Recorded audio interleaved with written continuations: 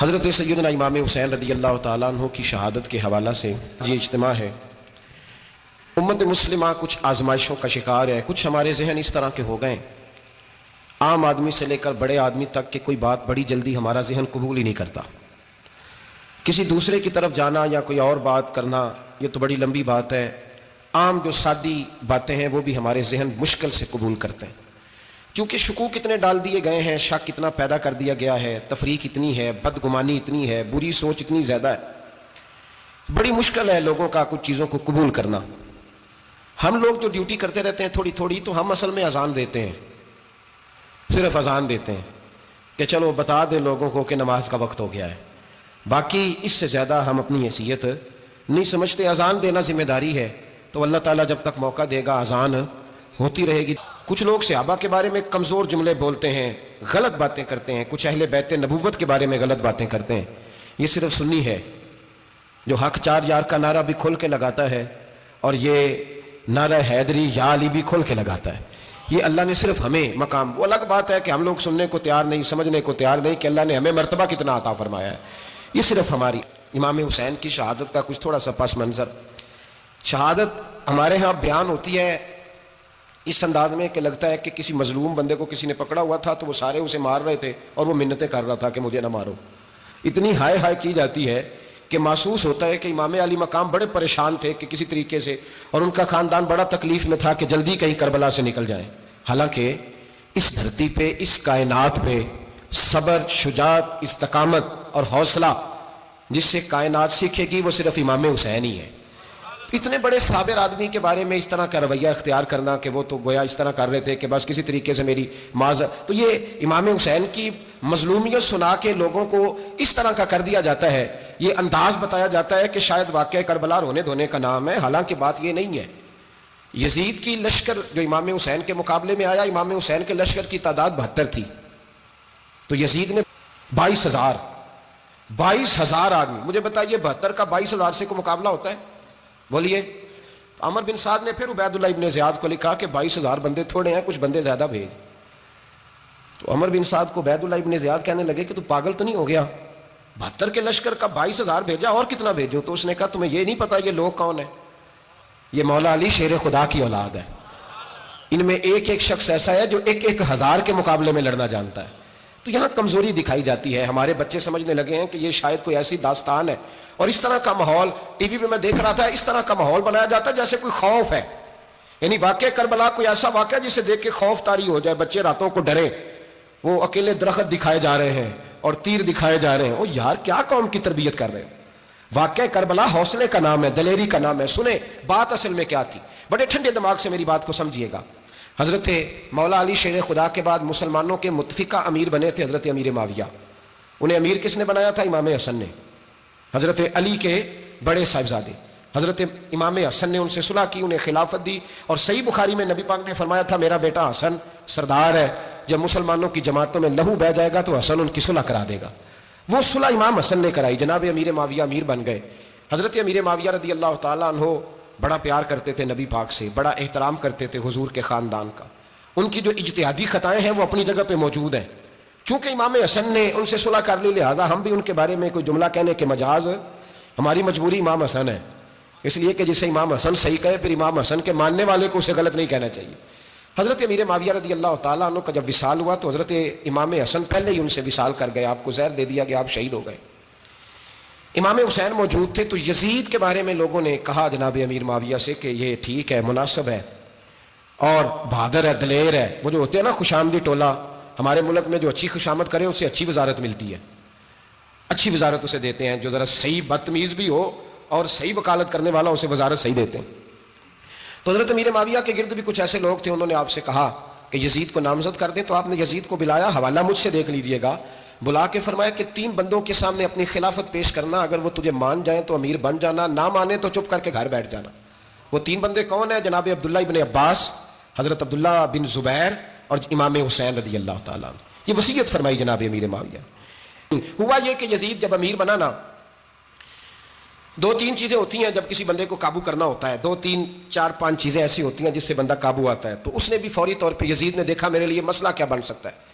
ولید بن عتبہ اس وقت مدینے کا گورنر تھا، یزید نے اس کو خط لکھا کہ امیر عرب کا رواج آج بھی ہے کہ جب تک نئے خلیفہ کی بیعت نہیں ہو جاتی پرانے کے انتقال کی خبر ہی نہیں دیتے، اس کو رکھے رکھتے ہیں. یہ ان کا طریقہ ہے. وہ کہتے ہیں کہ ولی عہد اچھی طرح قبضہ کر لے پھر بتائیں گے.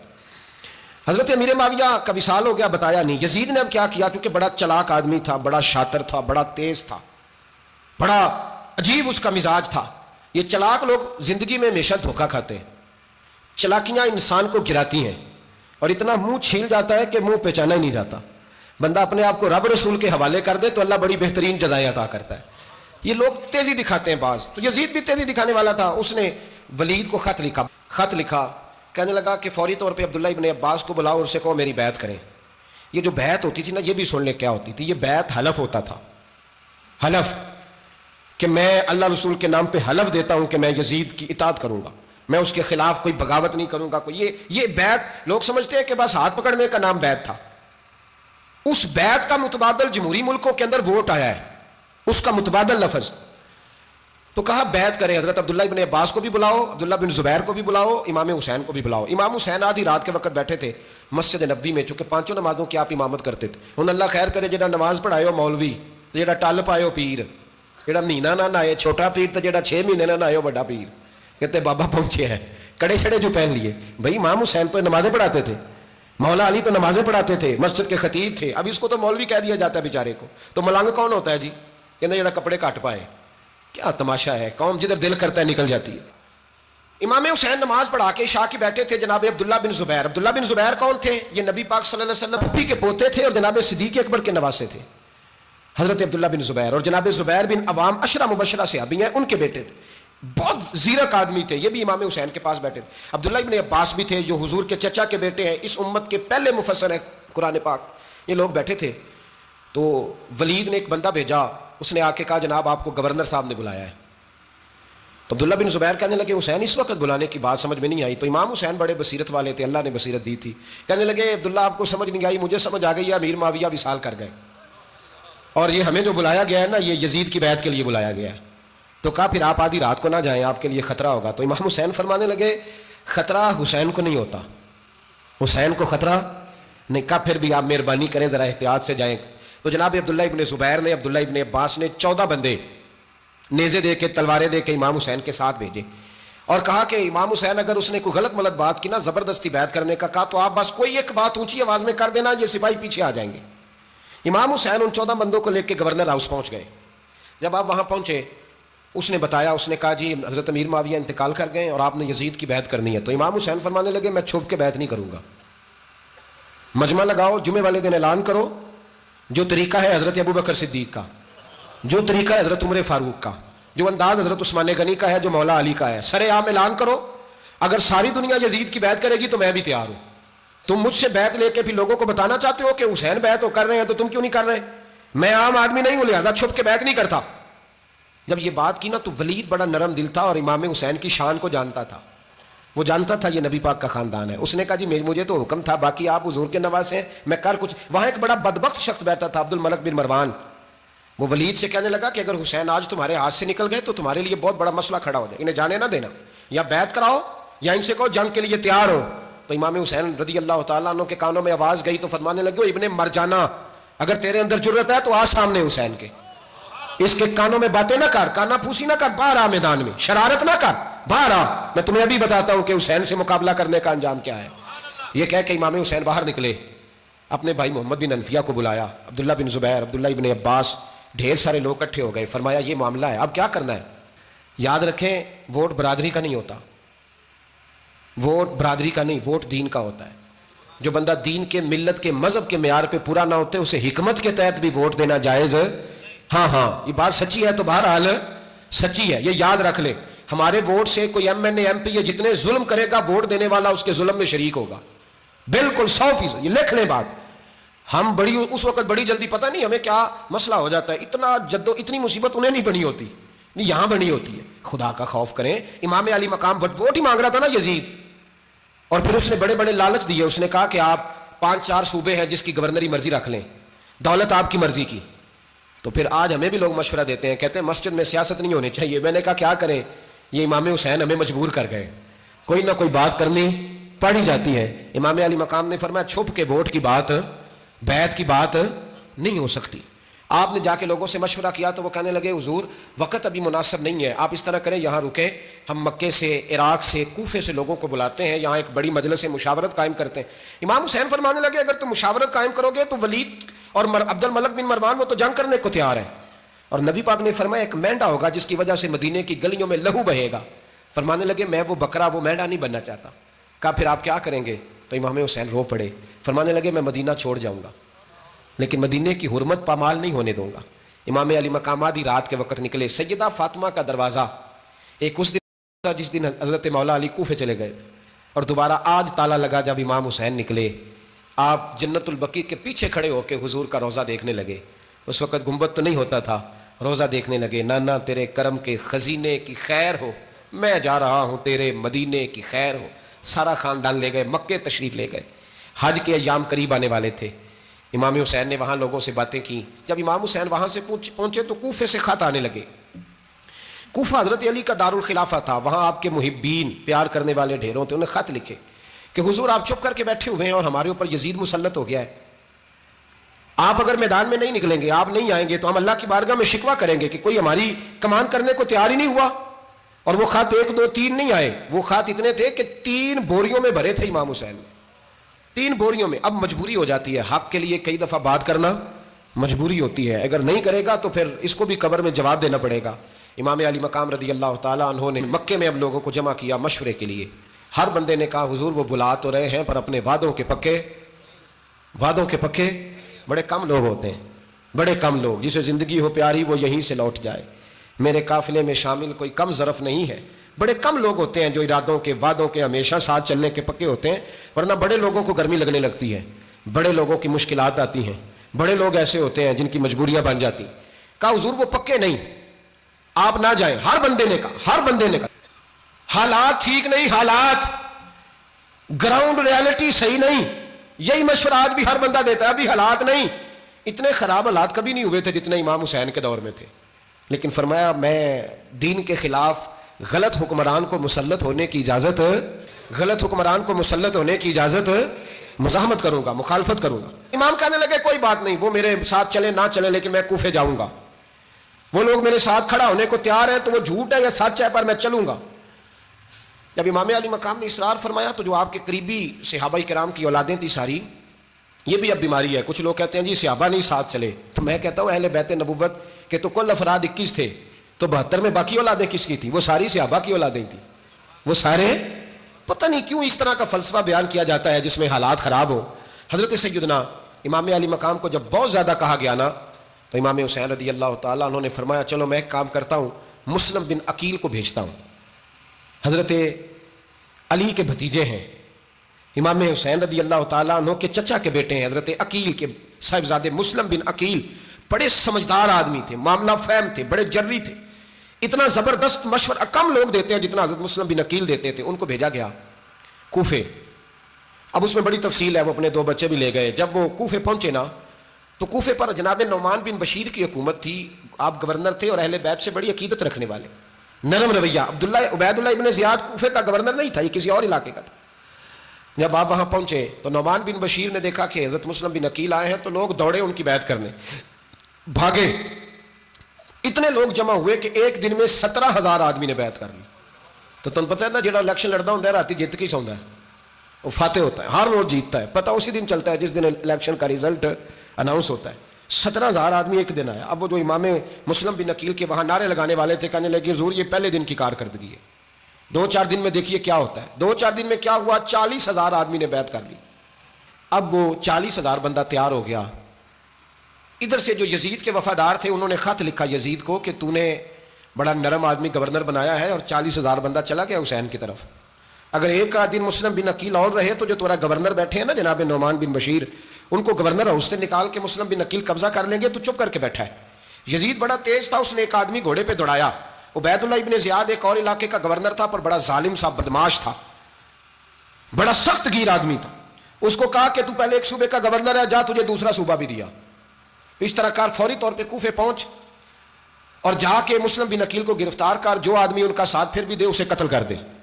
اس نے کیا کیا, وہ آدھی رات کو آیا, منہ چھپایا, جبہ پہنا, لوگ سمجھے امام حسین آ گئے. بہت سارے لوگوں نے اس کے نعرے بھی لگائے. وہ چپکے سے داخل ہوا اندر, اور چپکے سے داخل ہو کے اس نے سب سے پہلا کام یہ کیا کہ نعمان بن بشیر رضی اللہ عنہ کو معزول کیا, کوفے کے گورنر اس پہ قبضہ کیا. پھر اس نے اسی وقت سوئے ہوئے سرکردہ لوگ, جس طرح ایک گاؤں کا چودھری دوسرے کا محلے میں قبیلوں کے جو لوگ تھے چودھریوں کو بلایا, کچھ کو سزائیں دیں, کچھ کو سخت کہا, کچھ کو ان کے عیب گنوائے کہ وہ تمہارا فلانا مسئلہ پھر خراب کر دوں گا, بلیک میل کیا. صبح ہونے تک حالات اگر تم نے میرے قابو میں نہ کیے تو یاد رکھنا بڑا مشکل ہوتا ہے حق پہ کھڑا ہونا. بڑی چیزیں لوگوں کو یاد آتی ہیں, اللہ جانتا ہے. پہلے کچھ ہوتا ہے, بعد میں معاملہ کچھ ہوتا ہے. حضرت مسلم بن عقیل کے ساتھ جس دن عبید اللہ ابن زیاد آیا 40,000 کا لشکر تھا. اگلے دن صبح ہوئی, اگلے دن تو یہ حال ہو گیا کہ آپ جب کوفے کی جامع مسجد میں زور کی نماز کے لیے گئے تو 5-7 ہزار آدمی نماز پڑھنے آیا, اور جب مغرب کا وقت آیا تو لوگوں نے, چند ہزار لوگ رہ گئے, نماز کی نیت باندھی. ایک مسئلہ بھی سمجھ میں آئے گا. لوگوں نے نماز کی نیت باندھی تو حضرت مسلم بن عقیل امامت کر رہے ہیں, ہاتھ باندھے ہوئے ہیں, تو بہت سارے لوگوں نے پیچھے ہاتھ چھوڑ دیے. ایک بندے نے دوسرے سے پوچھا وہ ہاتھ کیوں نہیں باندھتے؟ کہنے لگے اگر عبید اللہ ابن زیاد کے کسی بندے نے دیکھ لیا نا تو ہم اسے کہیں گے ہم تو نماز پڑھ ہی نہیں رہے تھے, ویسے ہی کھڑے تھے, ہاتھ ہی نہیں باندھے سرے سے. جب نماز کی امامت باندھی تو 10-11 صفیں تھیں. جب مسلم بن عقیل رضی اللہ تعالیٰ نے سلام پھیرا تو پیچھے بندہ ہی کوئی نہیں تھا. حضرت مسلم بن عقیل کو گرفتار کیا گیا. عرب کا رواج تھا دشمن کو سخت سزا دیں تاکہ باعث عبرت بنے. بہت اونچا مینار تھا کوفے کا, گورنر ہاؤس کا, اوپر لے جا کے جناب مسلم بن عقیل کو زمین پہ گرایا گیا. اور جب وہ شہید ہو گئے تو شہید ہونے سے ایک رات پہلے وہ خط لکھ چکے تھے امام حسین کو کہ آپ آ جائیں, حالات بڑے اچھے ہیں. خط ملا تو امام حسین مکے سے کوفے کی جانب چل پڑے. امام علی مقام رضی اللہ تعالیٰ عنہ جب چل پڑے, تشریف لا رہے تھے تو رستے میں فرزق شاعر ملا, بڑا محب اہل بیت تھا. رستے میں ملاقات ہوئی. حضرت مسلم بن عقیل جب گرایا شہید ہو گئے تو پھر اس نے اس طرح کیا کہ آپ کی لاش کو لٹکا دیا چوک میں. لوگ دیکھتے تھے تو عورتیں بچوں کہتی تھی تو انہیں باہر نہیں نکلنا, ہم نے نہیں امام حسین کے ساتھ چلنا, بس بڑا خوف ہے, کوئی بندہ نہ باہر نکلے, کوئی نہیں ضرورت ہمیں, حالات بہتر ہوگی تو دیکھی جائے. آج کتنے لوگ ہیں, کتنی دیگیں پکی, کتنی نیازیں بٹی, کیا کچھ ہوا. آپ ناراض نہ ہونا, میں آپ میں سے ہوں, آپ مجھ سے ہیں, یہ بات آپ کی نہیں میری سب کی ہے. آج بھی اگر امام حسین کے نام پہ جان دینے کی باری آئے گی تو دیگیں رہ جائیں گی. ناراض تو نہیں ہو گئے آپ لوگ؟ فٹافٹ مائیں کہیں گی باہر نہیں جانا, بالکل پتر سانو کی لگے, سارا دن کوئی ہمارے لیے. وہ پیر صاحب تو کرتے رہتے ہیں باتیں, ان کا تو کام ہے, خبردار ہم نے نہیں جانا. دیگیں دینے کو سارے تیار ہیں, جانے دینے کو تیار ہونا. ناراض ہو گئے آپ لوگ؟ چلو کوئی نہیں, ہو جاؤ, خیر صلاح ہے, بات تو ٹھیک کر رہا ہوں نا. حضرت امام حسین رضی اللہ تعالیٰ عنہ نے فرزق شاعر رستے میں ملا تو امام حسین کو کہنے لگا کہاں جا رہے ہیں؟ فرمایا میں کوفے جا رہا ہوں. کہنے لگا حضور نہ جائیے گا, لوگوں کے دل آپ کے ساتھ ہیں, تلواریں آپ کے ساتھ نہیں. ہر بندہ نہیں کہتا اسی ویسے اونج اسی حمایت فراڈیاں دی کرن ڈے ہیں تو پھر چھڑ دے کیوں نہیں ہیں, انجے دھوکھے باز ہی انہیں کرایا انہیں کھ نہیں تو پھر چھوڑ دو جان, تم ہی چھوڑ دو. یہ بندہ بات صحیح کر رہا ہے, بندہ ویسے یہ بات صحیح کر رہا ہے پر اجے حالات نہیں ٹھیک ہے, دے والے بندے ٹھیک نہیں, پر کیا تماشا ہے, کب تک ایسا رہے گا کہ کب تک یہ بات چلے. سیدنا امام حسین رضی اللہ تعالیٰ عنہ کو آ کے کہا حضور وہ سارے کوفے والے مانتے ہیں کہ بات حسین کی ٹھیک ہے لیکن آپ کی سپورٹ نہیں کریں گے. اور اگلی بات فرزق نے یہ کی کہ حضور میں حضرت مسلم بن عقیل کی لاش کو لٹکی ہوئی دیکھ کے آیا ہوں کوفے کے چوک میں. بڑا ہی خوبصورت فکرہ ہے امام حسین کا. فرمانے لگے میرا بھائی لٹکا ہوا تھا, کہیں کسی کے آگے جھکا تو نہیں تھا؟ لٹکا ہی تھا نا, کہیں جھکا تو نہیں کسی کے آگے؟ کہا حضور نہیں. تو آپ فرمانے لگے اگر مسلم بن عقیل لٹک گیا تو حسین بھی لٹک جائے گا, لیکن جھکے گا. حضرت امام حسین تشریف لائے, بچوں سمیت آئے. حور بن یزید ایک شخص تھا, حور بن یزید نام یاد رکھنا. حور بن یزید ایک مختصر سا لشکر لے کے اس نے امام حسین کو ایک جگہ پہ روکا, پھر دوسری جگہ پہ روکا, بالآخر تیسری جگہ پہ روکا. تو امام حسین نے فرمایا جگہ کون سی ہے؟ کہا حضور کرب و بلا. فرمایا بس یہی خیمے لگا دو, یہی. حضرت سیدہ زینب نے پوچھا امام حسین سے کہ سارے زمانے نے روکا ہے, ٹھیک ہے آپ حق پہ ہیں, یہ بھی سب نے کہا آپ حق پہ ہیں, پر روکا بھی سب نے, آپ روکے کیوں نہیں؟ تو ابن کثیر اور ابن اسیر لکھتے ہیں کہ امام حسین رو پڑے, کہنے لگے بہن میں رک جاتا پر میں نے رات کو نانا مصطفیٰ کو خواب میں دیکھا ہے. تو حضور نے فرمایا حسین اگر آج یہ رواج پڑ گیا نا یزید جیسے لوگوں کا تو قیامت تک پڑا رہے گا. پھر لوگ کہیں گے کوئی نکلا نہیں تھا تو ہمیں بھی نکلنا, پھر لوگ ظالموں کے سامنے گردنیں جھکانے کے عادی ہو جائے. میں کہتا رہتا ہوں, کہہ رہا ہوں, کربلا کی جنگ کفر اسلام کی جنگ نہیں, کفر اسلام کی جنگ نہیں کربلا کی, کیونکہ یزید تو بڑا پکا نمازی تھا, خطبہ دیتا تھا وہ تو. جب امام حسین رضی اللہ تعالیٰ عنہ نے کربلا کے میدان میں جمعے کا دن تھا تو یزید کے سامنے کو بات کرنی شروع کی عمر بن سعد کے سامنے، تو عمر بن سعد کہنے لگا حسین زیادہ باتیں نہ کر، ہمارا جمعہ لیٹ ہو رہا ہے، جنگ کے لیے تیار ہو، فٹافٹ آ، اہل بیت نبوت کو قتل کریں گے اور قتل کے بعد پھر نماز پڑھیں گے اور پھر کہیں گے اللہم صلی علی محمد وعلی آل محمد، اسی نماز میں پھر درود بھی پڑھیں گے۔ یہ کیسا مرتبہ ہے، کیسا انداز ہے، دوستی قاتل سے بھی مقتول سے یارانہ بھی۔ حر بن یزید امام حسین سے کہنے لگا مجھے حکم ہے آپ کو روکنے کا، آپ آگے نہیں جا سکتے۔ امام صاحب نے فرمایا وجہ زمین اللہ کی ہے۔ اس نے کہا آپ بیعت نہیں کر رہے، یزید کی حالات آپ کے حق میں درست نہیں ہیں، آپ نہیں جائیں گے۔ امام رک گئے۔ ظہر کی نماز کا وقت ہوا تو حضرت علی اکبر امام حسین کے بڑے صاحبزادے انہوں نے اذان ظہر پڑھی تو حر بن یزید کے لشکر نے امام حسین کے پیچھے نماز ادا کی۔ کہا بھئی تم مقابلے میں آئے ہو نماز پیچھے پڑھتے ہو؟ کہا حضور مقابلہ تو تلواروں سے کر رہے ہیں پر ہمارا دل تو مانتا ہے نا کہ مصطفیٰ کا نواسہ بڑی شان والا ہے۔ حر بن یزید نے 3 نمازیں لشکر سمیت امام حسین کے پیچھے پڑھی ہیں، 3 نمازیں، ظہر اثر اور مغرب۔ پھر امام حسین کے سامنے شرائط پیش کی کہ آپ کو یہاں گھیر لیا گیا ہے، یہاں آپ بیعت کریں گے، یہاں آپ جنگ کریں گے، 2 ہی باتیں۔ امام حسین نے فرمایا نہیں بھائی بیعت تو میں نہیں کرتا، اس کے علاوہ تم جو کہتے ہو میں کرنے کو تیار ہوں۔ اس نے خط لکھا، عبید اللہ ابن زیاد کو ایک بندہ دوڑایا پیچھے، کوفے چند میل پہ کوفہ تھا، کہا وہ نہیں مان رہے، کیا کرنا ہے؟ تو حسین ابن علی ہے، میں زیادہ دیر انہیں روک بھی نہیں سکتا۔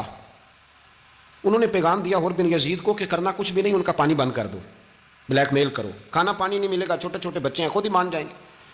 حضرت امام علی مقام کے بارے میں حر کے پاس جب یہ پیغام آیا تو حر کہنے لگا میری طبیعت نہیں مانتی حسین پر پانی بند کروں، دل نہیں مانتا۔ جب یہ لفظ کہے نا دوبارہ تو پھر عبید اللہ ابن زیاد نے عمر بن سعد کو 10,000 آدمی دے کے بھیجا، کہا حر بن یزید لچک دکھا رہا ہے حسین کے حق میں۔ ایک رے کا علاقہ تھا، بڑی وہاں فصل ہوتی تھی، لوگ کوشش کرتے تھے وہاں کا گورنر بننے کی کوشش کرتے تھے، تو عبید اللہ ابن زیاد کہنے لگا تمہیں رے کی گورنری ملے گی، سب سے سرسبز و شاداب علاقہ، تمہیں وہاں کا گورنر بنایا جائے گا اگر حسین کے خلاف لڑو گے۔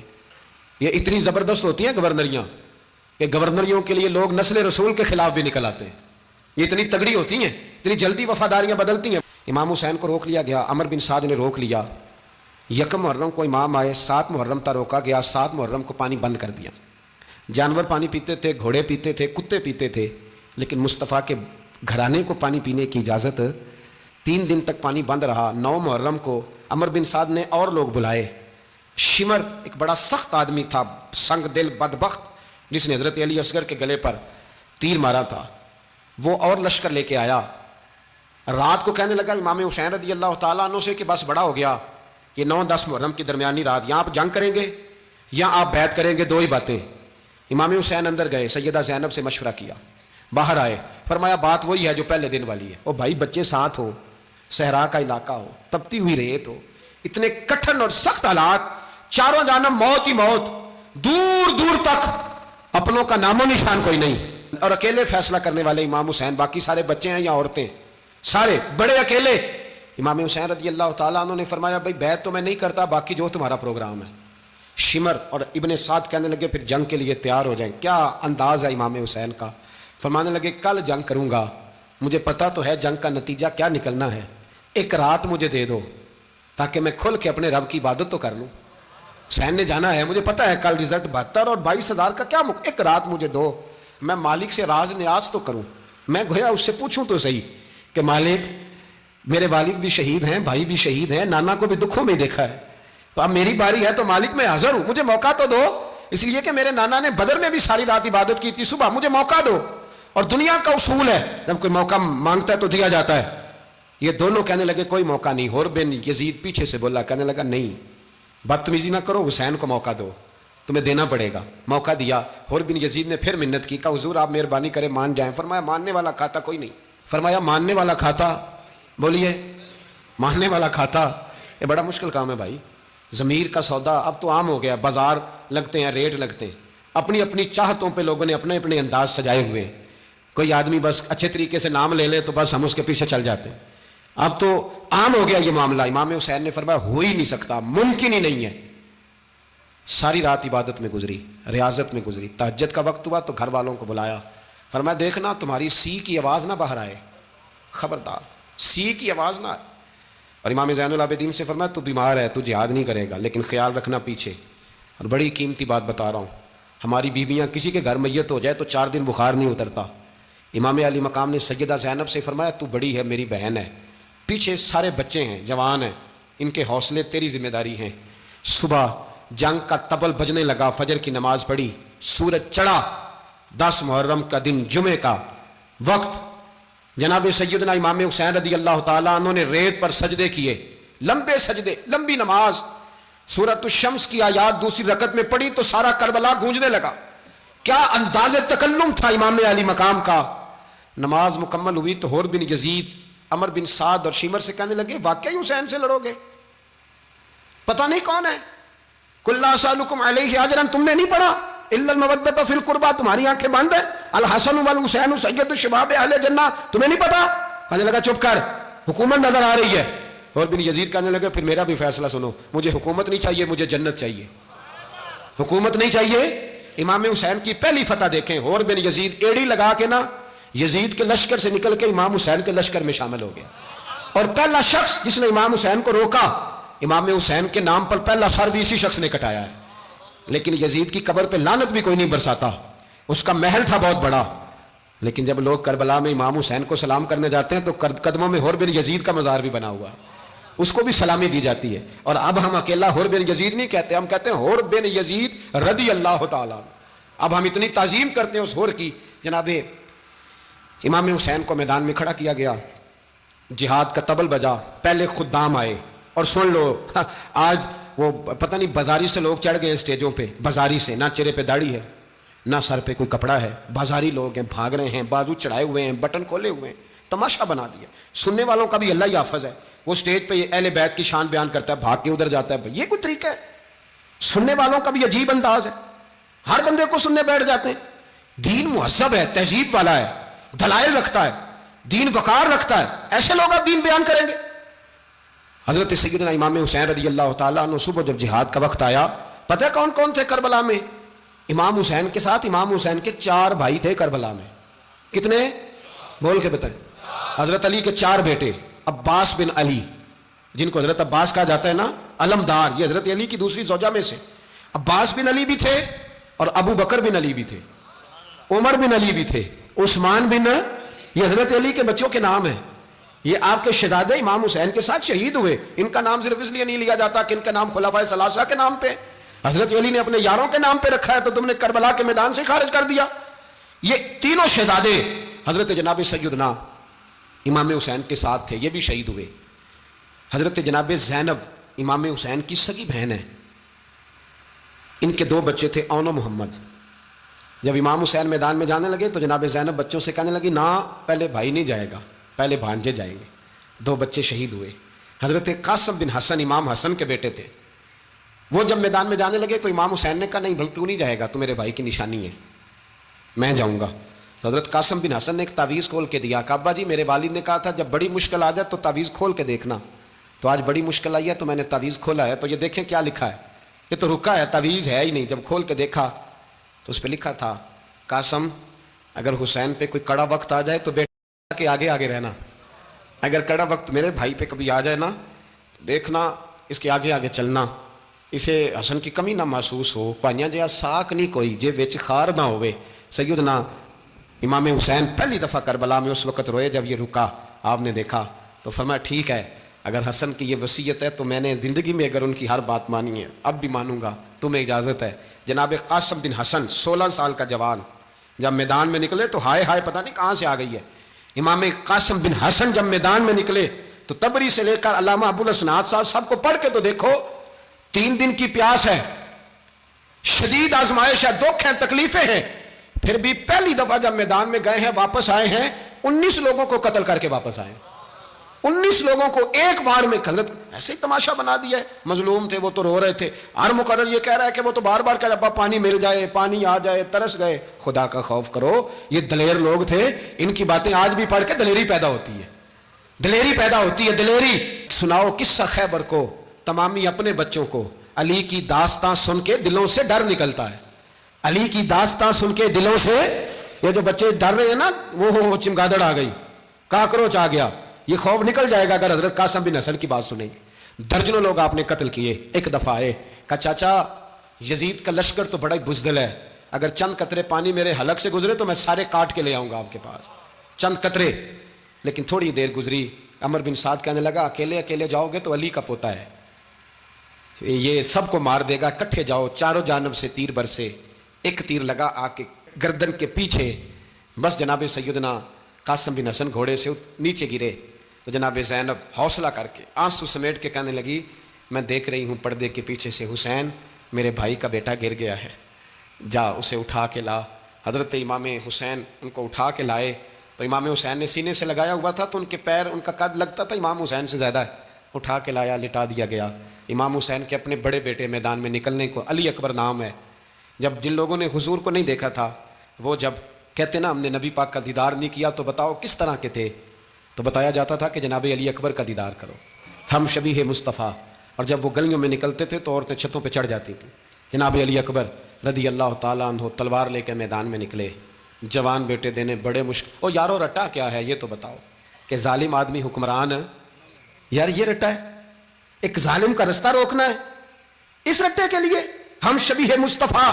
جناب سیدنا امام علی اکبر میدان میں نکلے، بڑے لوگ مارے، بڑے، پھر ایک تیر ان کے بھی گلے میں لگا، اور جب وہ گرے نا زمین پہ تو حضرت امام حسین دوڑ کے آئے، دوڑ کے، اور جب تشریف لائے تو ان کے گلے سے تیر کھینچا تو ایک جملہ لکھا ہے صاحب تبری نے، اس نے حد کر دی، کہنے لگے تیر کھینچا تو امام حسین کی آنکھوں میں آنسو آئے، کہنے لگے کاش جناب ابراہیم آج میرے سامنے ہوتے تو میں انہیں کہتا کہ آپ نے تو بیٹا ذبح کرتے وقت آنکھوں پہ پٹی باندھی تھی، دیکھو میں کھلی آنکھوں سے بچے ذبح کر رہا ہوں، کھلی آنکھوں، کاش جناب ابراہیم خلیل ہوتے تو انہیں کہتا۔ جناب علی اکبر بھی شہید ہوئے۔ حضرت علی اصغر کو تو اچانک اٹھایا تھا امام حسین، باہر نکلے تو گردن پہ تیر لگا تو 6 مہینے کا بچہ وہ بھی شہید ہوا، خون اچھالا آسمان کی طرف تو کہا مولا دیکھ لے میں نے 6 مہینے والا بھی نہیں بچایا، وہ بھی دے دیا ہے۔ پھر حضرت عباس کو بیٹیوں نے کہا کہ اب نہ، کچھ کہتے ہیں پہلے شہید ہوئے، کچھ نے لکھا بعد میں، کہ اب ہم سے پانی کے بغیر نہیں رہا جاتا، تو جناب عباس پانی کا مشکیزہ لے کے نکلے، باہر نکلے، ایک ہاتھ کٹا، دوسرے پہ مشکیزہ وہ بھی کٹا۔ دیکھ لو میں پس منظر پہ ہوں ابھی تک، میں بتا رہا ہوں کہ جہاد کس کے خلاف تھا؟ ظالم حکمران کے خلاف، ظالم کافر کے خلاف نہیں، مشرک کے خلاف نہیں۔ حضرت امام حسین رضی اللہ تعالیٰ عنہ نے ہر جگہ ایک ہی بات کی کہ یزید شرابی ہے تو بچے کٹوا دوں گا، شرابی کو ووٹ، یہ ایک نہیں، ہر کتاب میں یہی لکھا، ہر کتاب میں، اور ہر مسلک کی کتاب۔ یزید چونکہ مجرے دیکھتا ہے، رنڈیوں کا ناچ دیکھتا ہے، بچے کٹوا دوں گا، اس کے ہاتھ میں ہاتھ۔ امام حسین نے فرمایا چونکہ اللہ کی حدوں کو توڑتا ہے، حقوق اللہ پامال کرتا ہے، حدود اللہ، بچے کٹوا دوں گا لیکن اس کے ہاتھ میں ہاتھ۔ سارا دن خود مجرا دیکھنا اور 10 محرم کو 2 دیگیں پکا کے حسینی بن جانا، سارا سال خود گند مند کرنا، شرابیوں کے ساتھ رہنا، اور 10 محرم کو 2 آنسو بہا کے یاد رکھنا۔ میں ہمیشہ کہتا ہوں، پھر کہہ رہا ہوں، جس کے موبائل میں گندے گانے ہیں، گند دیکھتا ہے، شرابی کبابی کا سپورٹر ہے، ووٹر ہے، یا مجرے دیکھتا ہے آتا جاتا ہے، وہ یاد رکھے قیامت میں امام حسین کا ہاتھ ہوگا، اس کا گریبان ہوگا، ہم سے نہ رقم ہوں گے قصیدے یزید کے، ہم لوگ تو حسین کے سیرت نگار۔ حضرت عباس بازو کٹا، پھر پانی تو بھر لیا تھا، لا نہ سکے، پھر گردن کٹی تو شہید ہوئے۔ بچوں کی بھی شہادت ہوئی، پر جب ان کا لاشا اٹھایا تو امام حسین کہنے لگے مولا اب نہ حسین کی کمر کمزور ہو گئی ہے، اب کمزور ہو، اور بھائی ایک میت ہو جائے تو 4-5 دن تو پوری آنکھیں نہیں کھلتی، کیسا جری خاندان ہے۔ تھوڑی دیر گزری تو امام علی مقام نے پٹکا باندھا، سر پہ دستار باندھی، مولا علی کی تلوار پکڑی، نبی پاک کا امامہ باندھا، اور گھوڑے پہ سوار ہوئے تو کہنے لگے زینب گھر تیرے حوالے اور میں اللہ کے حوالے، گھر تیرے حوالے اور میں۔ اور پھر امام حسین نکلے، امام علی مقام نکلے۔ راوی کہتے ہیں کہ یہ جلوہ پہلے بھی بڑے سونے تھے، پر آج جو رنگ دیکھا وہ کبھی نہیں دیکھا، کیا انداز تھا، جدھر جاتے نعرہ لگاتے تو حد ہو جاتے۔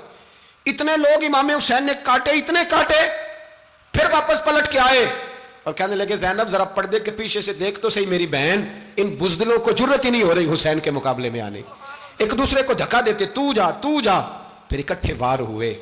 یہ کون ہے کٹا ہوا، لباس ہے پھٹا ہوا، یہ بال یقین حسین ہے، نبی کا نور عین ہے۔ پھر چاروں جانب سے تیر برسے تو امام علی مقام چونکہ نماز کا وقت ہو گیا تھا، اترے گھوڑے سے، خون بہ رہا تھا، گرم ترین ریت سے تیمم کیا، سر سجدے میں رکھا، اور جب شمر آپ کی گردن کاٹنے لگا تو کہنے لگے ٹھہر جا ذرا رب سے ایک بات کر لینے دے۔ اور پھر بولے امام حسین، کہنے لگے مالک تو اب بتا کہ حسین سے راضی ہے کہ ناراض ہے، تو بتا۔ تو پھر ایک آواز آئی، یا ایتھا النفس मुतमइन्ना इरजिई इला रब्बिक रादियतम मर्दिया, फरमाया नफ्स मुतमइन्ना वापस आ जा, तू अल्लाह से राजी है, अल्लाह तुझसे राजी। इमाम हुसैन वहां शहीद हो गए।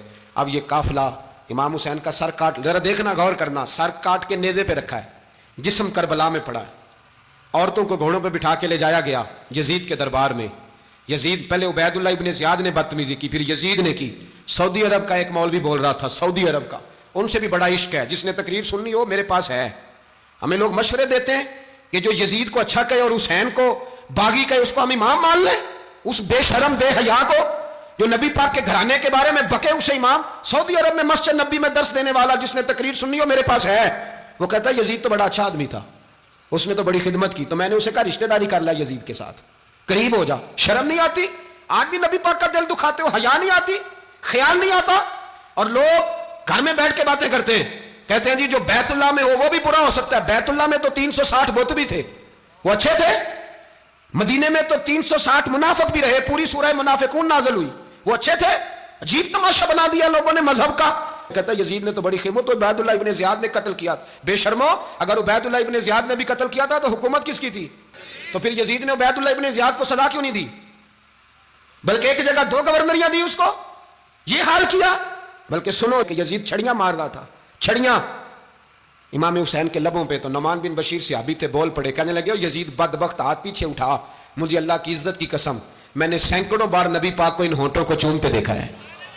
हजरत जनाबे ज़ैनब औरतों के मजमे में पीछे होकर बैठी हैं। यजीद के पास जब पहुंचा लश्कर तो यजीद कहने लगा देखो अल्लाह ने मुझे इज्जत दी और मेरे मुखालिफों का क्या हाल हुआ। तो बीबी ज़ैनब बोल पड़ी, इतने सदमे सहे पर आवाज़ तवाना है, जानदार है, जानदार। हमारा किसी बंदे से जायदाद का रट्टा नहीं, हम तो चाहते हैं उम्मत इकट्ठी हो जाए, लेकिन जो बंदा नबी पाक की माँ को दोज़खी कहे, हुजूर के बाप को जहन्नमी कहे, यजीद को अमीरुल मोमिनीन कहे, उसके साथ इत्तेफाक राय कर लिया जाए, ये मजहब हमारी समझ में नहीं आता, बिल्कुल नहीं आता, कतई नहीं हमारी समझ में आता। कैसे इत्तेहाद कर लिया जाए? यहां तो मेरे भाई जो हमारे अब्बा का मुखालिफ उससे इत्तेहाद नहीं होता, और जो नबी पाक के वालिद को दोज़खी कहे उससे इत्तेहाद हो जाए।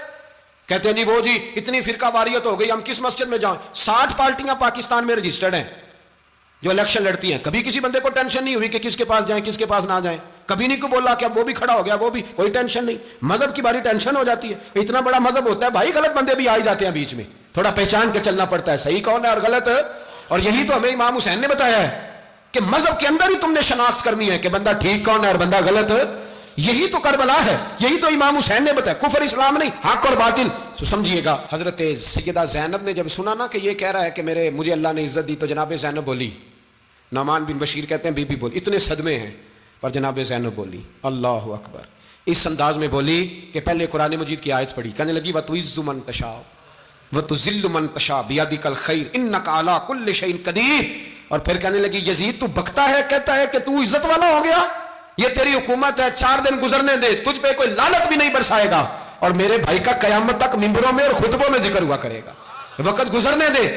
जब जनाबे बीबी ज़ैनब बोल रही थी तो हुजूर के नबीना से अभी पास बैठे थे, जनाबे नमान बिन बशीर का हाथ हिलाया, हिला के कहने लगे क्या अली आ गए? तो अली की आवाज लगती है, जिब्रील अमी बोल रहे हों जैसे, हिकमत के गोहर रोल रहे हों जैसे, दरबार दमिश्क में बीबी ज़ैनब का खिताब, मिंबर पे अली बोल रहे हों जैसे। मेरे भाई बस करबला वाला काफिला तो मदीने पहुंच गया, 3 साल यजीद ने हुकूमत की, शराबें आम हो गई, मक्के पे हमला हुआ, खाना काबा का गुलाफ जला, मदीने पे उसने हमला किया, 3 दिन मस्जिद नबी में उसने घोड़े बांधे, मस्जिद नबी में सहाबा को निकाल के अपना उसने इमाम मुकर्रर किया, लेकिन फिर उम्मत ने उसे कबूल न किया, फिर वो रुसवा हुआ और आज तक वो रुसवा है। लेकिन इमाम हुसैन का नाम कल भी जिंदा था और आज भी। दर्स ये है, दर्स ये है, पैगाम ये है, पैगाम ये है, याद रखो मौत तेजी से आ रही है, हमारे साथ वाले दाएं बाएं वाले सब चले गए, इसी तरह नंबर लगेगा, एक दिन ऐलान होगा, ज़मीर के कैदी बन के ज़िंदगी ना गुजारो, बिल्कुल ना गुजारो, ये थोड़ी सी ज़िंदगी या दुनिया सिजनुल मोमिन, हक बात करो, हक पे डटना सीखो, दीन समझो, खबरदार रसूल पाक सल्लल्लाहु अलैहि वसल्लम के दीन में जालिम जाबिर फासिक फाजिर की कोई गुंजाइश खतर नहीं है। अपने आप को समेटो, अपने आप को संभालो, दीन में अपना किरदार अदा करने की कोशिश करो। दीन तलब करता है हमसे कि हमने दीन को क्या दिया है। इमाम हुसैन ने सारा घराना दीन के लिए दे दिया। हमारा जो बच्चा किसी काम का नहीं रहता उसे मदरसे दाखिल कराते हैं। हमने दीन इतना कमज़ोर कर दिया है कि आलिम अगर शोर ना करें, आलिम अगर शोर ना करें, जोर ना करें, घुटन वाला माहौल हो गया, मजहब की पोजीशन कमजोर कर दी। अब जहां तक इस बात का ताल्लुक है जी फिरके हो गए, तो मेरे भाई ये कोई इतनी खतरनाक बात है, ये कोई इतना मुश्किल मामला नहीं है। ये तो इमाम हुसैन ने बता दिया था कि यजीद के तौर पर एक गलत फिरका खड़ा हो गया है, लिहाजा उसका मुकाबला करना है, इसमें कोई बुरी बात है। लेकिन एक सबक है बुजुर्गों का कि अगर सच्ची बात भी नहीं करनी तो फिर इस मिंबर का हक अदा नहीं होता। जो सच बोले वो हुसैनी है, जो जालिम के सामने खड़ा हो जाए वो हुसैनी है, जो मसलियत कोश हो, जो कहे टाइम नहीं, ग्राउंड रियलिटी नहीं, हालात नहीं, तबीयत नहीं, मौका नहीं, तो अभी इमाम हुसैन के पैगाम को नहीं समझा। मैं बहुत सारे बुजुर्गों का नाम इसलिए नहीं लेता कि लोग ऐसे न कहें कि किसी का नाम कैश कराया जा रहा है, लेकिन मैंने सारे मनाकब पढ़े हैं। मेरी लाइब्रेरी में किताबें हैं, मैं पढ़ता रहता हूँ, मैं सफ़र में भी साथ रखता हूँ। लेकिन हज़रत शेख अब्दुल सबूर बेग मंशूर हज़ारवी का शेर इमाम अली मकाम के मुकाबले में इस तरह का है कि मुझे सारे शायरों से ज़्यादा वज़नी महसूस होता है। उन्होंने कहा था, उस शाह मशरकैन की, उस नूर ऐन की मतलूब है जहां को क़यादत हुसैन की। देखिए जरा हुस्न। और हर सू यजीदियों का जमाने में जोर है, एक दो जगह पे नहीं, हर सू यजीदियों का जमाने में जोर है। मंशूर आज फिर है जरूरत हुसैन की, आज फिर है जरूरत है, आज लोग हुसैनी बने, इमाम हुसैन के नक्शे कदम पर। वो कहते हैं जोर हो गया यजीदियों का, ये हमारे बुजुर्ग हमें बता गए। मस्जिद की तरफ तवज्जो करो, अपने बच्चों की निगहबानी करो। दुनिया की ज़िंदगी इतनी मुख्तसर है कि एक ख्वाब लगेगा जब हम जाएंगे दुनिया, एक ख्वाब लगेगा। ख्वाब था जो कुछ के देखा, जो सुना अफसाना था। अहले बैत नबुव्वत का उसवा इबादत है, रियाजत है, पर्दा है, परहेजगारी है। इस पर तवज्जो करें। जिनकी बच्चियाँ सर नहीं ढांपती वो 10 मुहर्रम को बेशक देग ना पकाया करें। जो लोग कुरान शरीफ पढ़ने के आदी नहीं वो बिला बेशक इमाम अली मकाम का जिक्र न करें, इसलिए कि इमाम हुसैन ने सर सजदे में कटाया है और तिलावत नेज़े की नोक पे भी जारी रखी है। दीन के साथ अपने आप को जोड़ो, दीनदार बनो, रसूलुल्लाह की गुलामी इख्तियार करो, वरना ये ज़िंदगी कुछ ऐसा वक्त भी लाती है कि जब ज़िंदगी बोझ बन जाती है।